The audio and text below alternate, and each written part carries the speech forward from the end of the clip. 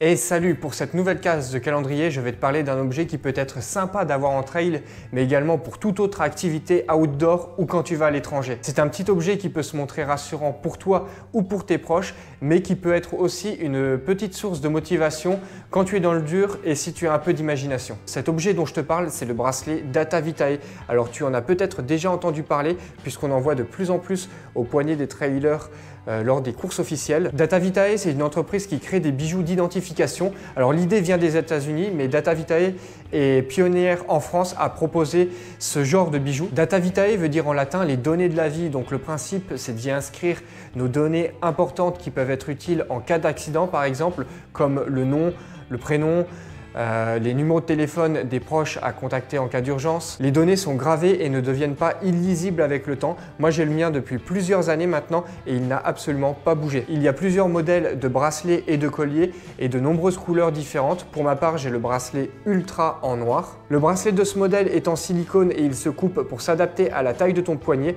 La tâche est très efficace et ne s'est jamais ouverte par accident. Je trouve qu'en plus d'être canon, le bracelet se montre sécurisant et utile. Je ne parle pas forcément de perte de connaissance pour qu'on puisse nous identifier, mais simplement par exemple pour avoir certaines informations comme les numéros de téléphone. Imagine que tu as déjà du mal à retenir certains numéros de téléphone de tes proches. Imagine que tu es sur un ultra, que tu as 25-30 heures de course déjà dans les pattes, que tu es fatigué et que tu as besoin de les prévenir pour X raisons, je ne sais pas, parce que tu abandonnes ou parce que tu approches de la ligne d'arrivée et tu n'as pas envie qu'ils te loupent et que tu n'as plus de batterie sur ton téléphone et que tu dois utiliser le téléphone de quelqu'un d'autre, et si tu ne te souviens plus du numéro de téléphone de tes proches, tu le retrouves directement sur ton bracelet. Ce qui est bien également sur ces bracelets, c'est que tu trouves toutes les parties en pièces détachées, ce qui fait que si tu as une des parties cassées que tu dois remplacer ou tout simplement mettre à jour certaines informations, tu n'as pas besoin de racheter un bracelet complet, tu as juste à acheter la pièce dont tu as besoin. Je trouve que ces bracelets sont vraiment une bonne idée, mais moi perso, en plus du côté sécurisant, je lui ai trouvé un petit côté plus fun, une petite source de motivation. Tu as la possibilité de rajouter sur ce bracelet